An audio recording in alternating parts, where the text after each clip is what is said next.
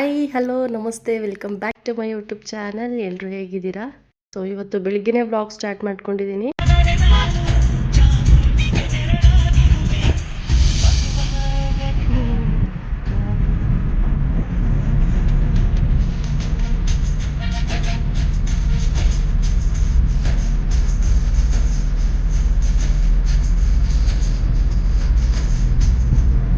ಇವತ್ತಿನ ವ್ಲಾಗ್ ಏನಪ್ಪ ಅಂದರೆ, ದೀಪಾವಳಿ ಹಬ್ಬಕ್ಕೆ ಚಿಕ್ಕದಾಗಿ ಶಾಪಿಂಗ್ ಮಾಡ್ಕೊಂಬರೋಣ ಅಂತ ಹೋಗ್ತಾ ಇದ್ವಿ.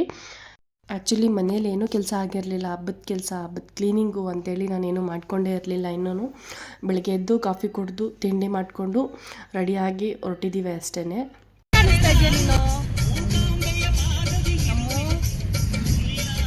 ಇವತ್ತು ನನ್ನ ಹಸ್ಬೆಂಡ್ ಫ್ರೀ ಇದ್ದರು, ಬೆಳಗ್ಗೆನೇ ಹೋಗ್ಬಿಟ್ಟು ಬರೋಣ, ಹೋಗಿ ಬಂದಮೇಲೆ ನಿನ್ನ ಕೆಲಸ ಮುಗಿಸ್ಕೊ ಅಂತೇಳಿ ಬೆಳಗ್ಗೆನೇ ಕರ್ಕೊಂಡು ಹೋಗ್ತಿದ್ರು.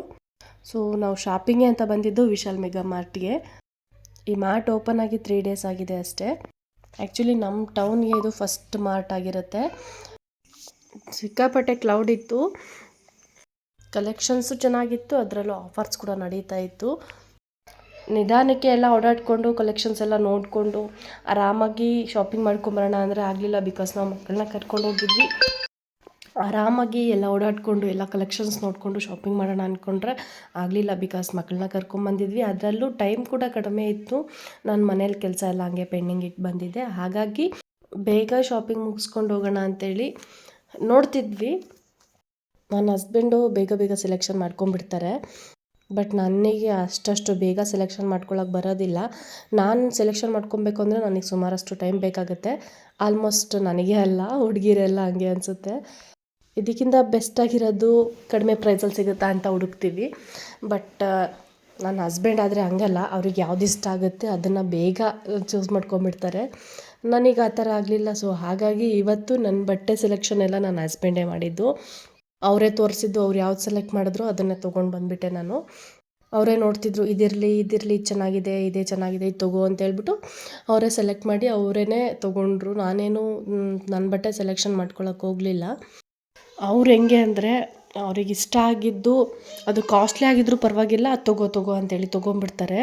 ಬ್ರ್ಯಾಂಡೆಡ್ ಬಟ್ಟೆಗಳನ್ನ ಜಾಸ್ತಿ ಇಷ್ಟಪಡ್ತಾರೆ ಅವರು. ಬಟ್ ನಾನು ಆ ಥರ ಅಲ್ಲ.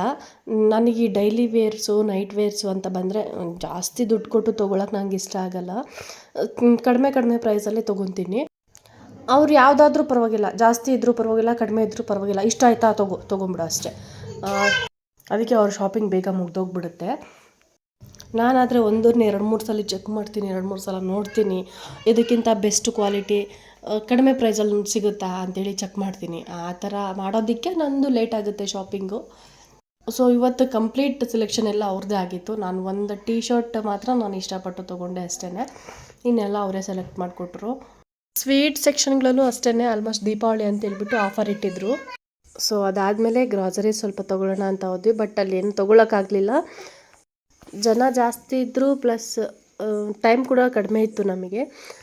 ಸೊ ನಾನು ಆಗಲೇ ಹೇಳ್ದಂಗೆ ಮನೆ ಕೆಲಸ ಎಲ್ಲ ಪೆಂಡಿಂಗ್ ಇತ್ತು, ಹಾಗಾಗಿ ಬೇಗ ಬಂದುಬಿಟ್ವಿ.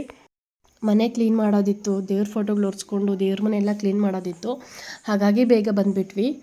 ಮನೆಗೆ ಬರೋಷ್ಟೊತ್ತಿಗೆ ಮಧ್ಯಾಹ್ನ ಆಗಿತ್ತು. ಸೊ ಮಧ್ಯಾಹ್ನದಿಂದ ಒಂದು ಸ್ವಲ್ಪ ಸಣ್ಣ ಪುಟ್ಟ ಕೆಲಸಗಳನ್ನೆಲ್ಲ ಮುಗಿಸ್ಕೊಂಡೆ. ಅದಾದಮೇಲೆ ನೆಕ್ಸ್ಟ್ ಡೇ ಸ್ವಲ್ಪ ಬೇಗ ಇತ್ತು. ಇನ್ನು 1.5 ಡೇ ನನಗೆ ಟೈಮ್ ಇತ್ತು ಅಷ್ಟೇ ಹಬ್ಬದ ಕೆಲಸ ಮಾಡ್ಕೊಳ್ಳೋದಕ್ಕೆ. ಸೊ ಬೇಗ ಇದ್ದು ಬ್ಲ್ಯಾಕ್ ಕಾಫಿ ಮಾಡ್ಕೊಂಡು ಕೊಡ್ತು. ಅದಾದಮೇಲೆ ನಾನು ಕೆಲಸಗಳನ್ನೆಲ್ಲ ಸ್ಟಾರ್ಟ್ ಮಾಡ್ಕೊಬೇಕಿತ್ತು. ಸೊ ಕಾಫಿ ಕುಡಿದು ತಿಂಡಿ ಏನಾದರೂ ಮಾಡ್ಕೊಂಡು ತಿಂದು ಅದಾದಮೇಲೆ ನನ್ನ ಕೆಲಸ ಎಲ್ಲ ಸ್ಟಾರ್ಟ್ ಮಾಡ್ಕೊಳ್ಳೋಣ ಅಂತೇಳಿ ಪ್ಲ್ಯಾನ್ ಮಾಡ್ಕೊಂಡಿದ್ದೆ.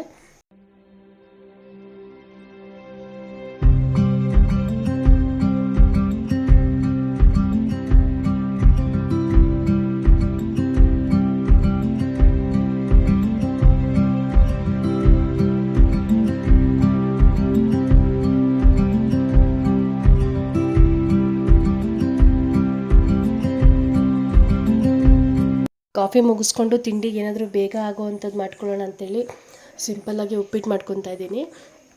ಆ್ಯಕ್ಚುಲಿ ನಮ್ಮ ಮನೆಯಲ್ಲಿ ಈ ತಿಂಡಿಗಳ ವಿಷಯಕ್ಕೆ ಬಂದರೆ ಉಪ್ಪಿಟ್ಟು, ಪುಳಿಯೋಗರೆ ಆ ಥರದ್ದೆಲ್ಲ ಮಾಡೋದು ತೀರಾ ಕಡಿಮೆನೇ.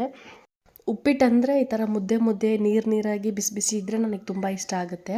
ಬಟ್ ಅವ್ರಿಗೆ ಆ ಥರ ಅಲ್ಲ, ಇನ್ನೊಂದು ಬೇರೆ ಥರ ರವೆ ಬರುತ್ತಲ್ಲ, ಅದರಲ್ಲಿ ಉದುರು ಬರುತ್ತಲ್ಲ, ಆ ಥರ ಮಾಡಿಕೊಟ್ರೆ ನನ್ನ ಹಸ್ಬೆಂಡ್ಗೆ ಇಷ್ಟ ಆಗುತ್ತೆ. ಬಟ್ ನನಗೆ ಈ ಥರ ಇಷ್ಟ ಆಗುತ್ತೆ ಅಂತೇಳಿ ನಾನು ಇದೇ ಥರ ಮಾಡಿಕೊಂಡೆ ಇವತ್ತು. ತಿಂಡಿ ಮುಗಿಸ್ಕೊಂಡು ಫಸ್ಟು ಕಿಚನ್ ಕ್ಲೀನ್ ಮಾಡ್ಕೊಳ್ಳೋಣ ಅಂತೇಳಿ ಈ ಚಿಕ್ಕ ಚಿಕ್ಕದು ಗ್ರಾಸರೀಸ್ ಬಾಕ್ಸಸ್ ಎಲ್ಲ ಇರುತ್ತಲ್ಲ ಅದನ್ನೆಲ್ಲ ವಾಶ್ ಮಾಡಿ ಇಟ್ಕೊತಾ ಇದ್ದೀನಿ.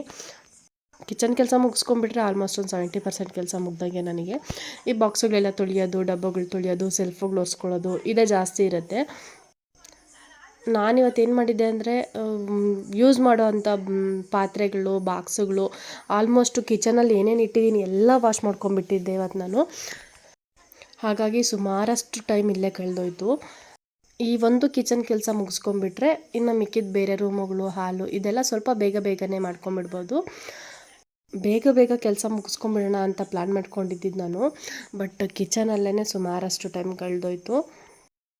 ಬಾಕ್ಸುಗಳೆಲ್ಲ ತೊಳೆದು ಬಾಕ್ಸುಗಳು ಮತ್ತು ಒಣಗಿಸಿ ಒರೆಸಿ ಅದ್ರಲ್ಲಿ ಮತ್ತೆ ರೇಷನ್ ಎಲ್ಲ ಫಿಲ್ ಮಾಡಿಕೊಂಡು ಜೋಡಿಸ್ಕೊಂಡು ಇದೆಲ್ಲ ಇಟ್ಕೊಳ್ಳೋ ಅಷ್ಟೊತ್ತಿಗೆ ಸುಮಾರು ಒಂದು 2:30 ಅಷ್ಟು ಟೈಮ್ ಆಗೋಗ್ಬಿಟ್ಟಿತ್ತು.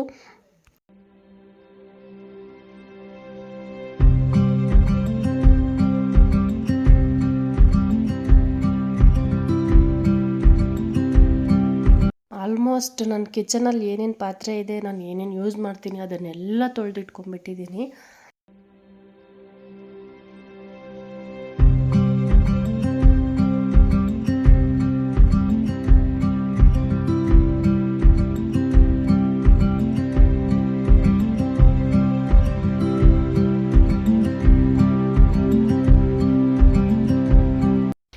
ಮತ್ತು ಮಧ್ಯಾಹ್ನ ಅಡುಗೆಗೆ ಬೇಳೆ ಸಾರು, ಅನ್ನ ಮಾಡ್ಕೊತಿದ್ದೆ.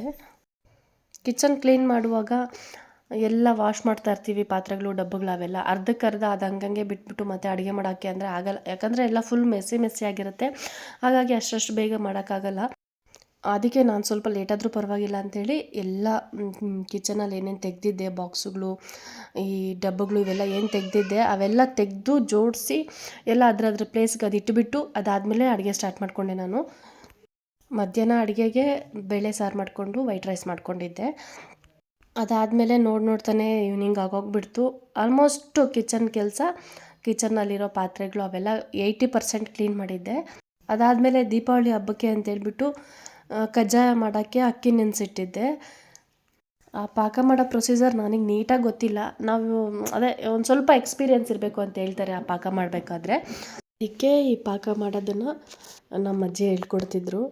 ಅಜ್ಜಿ ಅಂದರೆ ನಮ್ಮ ಮಾವ ಅವ್ರ ಅಕ್ಕ. ಇವರೇ ಎಲ್ಲ ತೋರಿಸ್ತಾಯಿದ್ರು, ಯಾವ ಥರ ಮಾಡಬೇಕು ಏನು ಅಂತೇಳಿ ಹೇಳ್ಕೊಡ್ತಾಯಿದ್ರು. ನಾನು ಮಾಡ್ಕೊತಾ ಇದ್ದೆ.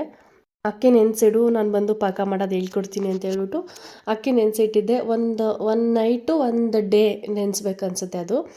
ಅದಾದಮೇಲೆ ಅದಾದಮೇಲೆ ಅಕ್ಕಿ ಸ್ವಲ್ಪ ಹೊತ್ತು ಒಣಗಿಸ್ಕೊಬೇಕು. ಅಂದರೆ ಬಿಸಿಲಿಗೆಲ್ಲ ಹಾಕಂಗಿಲ್ಲ. ಒಂದು 10 to 15 ಮಿನಿಟ್ಸು ಫ್ಯಾನ್ ಗಾಳಿ ಕೆಳಗಡೆ ಇಟ್ಟರೆ ಸಾಕು ಅಂತ ಹೇಳ್ತಾರೆ. ಕೈಗೆ ಒಂದು ಸ್ವಲ್ಪ ತೇವ ತಾಕೊಂಗೆ ಇರಬೇಕು, ಜಾಸ್ತಿ ಡ್ರೈ ಕೂಡ ಮಾಡಬಾರ್ದು ಅದು. ಕಜ್ಜಾಯ ಪಾಕ ಮಾಡೋ ರೆಸಿಪಿ ಬೇಕು ಅಂದರೆ ನನಗೆ ಕಾಮೆಂಟ್ ಮಾಡಿ, ನಾನು ನೆಕ್ಸ್ಟ್ ವ್ಲಾಗಲ್ಲಿ ಶೇರ್ ಮಾಡ್ತೀನಿ. ಅದಾದಮೇಲೆ ಅಜ್ಜಿ ಬೆಲ್ಲ ಎಲ್ಲ ಕುಟ್ಟಿ ಇಡ್ತಾಯಿದ್ರು, ನಾನು ಹಿಟ್ಟು ರುಬ್ಕೊಡ್ತಿದ್ದೆ. ಆಮೇಲೆ ಬೆಲ್ಲ ಎಲ್ಲ ಕರಗಿಸ್ಕೊಂಡು ಈ ಥರ ಪಾಕ ಎತ್ಕೊಂಡ್ಬಿಟ್ಟು ಅದಕ್ಕೆ ಹಿಟ್ಟೆಲ್ಲ ಸೇರಿಸ್ಕೊಂಡು, ಅಕ್ಕಿ ಹಿಟ್ಟು ಸೇರಿಸ್ಕೊಂಡು ನೀಟಾಗಿ ನಿಧಾನಕ್ಕೆ ತಿರುಗಿಸ್ಕೊಂಡ್ರೆ ಈ ಥರ ಪಾಕ ರೆಡಿಯಾಗಿ ಹೋಗ್ಬಿಡುತ್ತೆ. ಪಾಕ ರೆಡಿ ಆದಮೇಲೆ ನಾನು ಡಬ್ಬಗಳೆಲ್ಲ ತೊಳೆದಿಟ್ಟಿದ್ನಲ್ಲ, ಸ್ವಲ್ಪ ಡ್ರೈ ಆಗಿತ್ತು, ಇನ್ನೂ ಸ್ವಲ್ಪ ಫಿಲ್ ಮಾಡ್ಕೊಳ್ಳೋದಿತ್ತು. ಆ ರೇಷನೆಲ್ಲ ಫಿಲ್ ಮಾಡಿಕೊಂಡು ಎತ್ತಿಟ್ಕೊಂಡ್ಬಿಡ್ತಾ ಇದ್ದೀನಿ. ನಾನು ಆಗಲೇ ಹೇಳ್ದಂಗೆ ಕಿಚನ್ ಪೂರ್ತಿ ಕ್ಲೀನ್ ಮಾಡಿ ಇಟ್ಕೊಂಡ್ಬಿಟ್ಟಿದ್ದೆ. ಮತ್ತು ಈ ಕಜ್ಜಾಯ ಪಾಕ ಮಾಡಬೇಕು ಅಂತ ಕಿಚನಲ್ಲೆಲ್ಲ ಒಂದು ಸ್ವಲ್ಪ ಕೆಳಗಡೆ ಸೆಲ್ಫ್ ಮೇಲೆಲ್ಲ ಮತ್ತೆ ಗಲೀಜಾಗಿತ್ತು.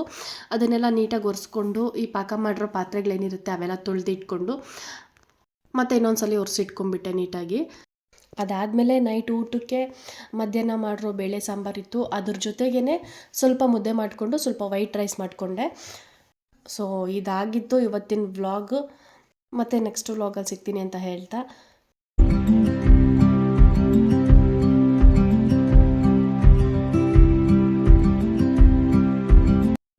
ಸೊ ಈ ವ್ಲಾಗ್ ಇಷ್ಟ ಆಗಿದ್ರೆ ಪ್ಲೀಸ್ ಒಂದು ಲೈಕ್ ಮಾಡಿ, ಕಮೆಂಟ್ ಮಾಡಿ, ಹಾಗೆ ನನ್ನ ಚಾನಲ್ನ ಸಬ್ಸ್ಕ್ರೈಬ್ ಮಾಡ್ಕೊಳ್ಳಿ. So thank you for watching, keep supporting me and take care, bye.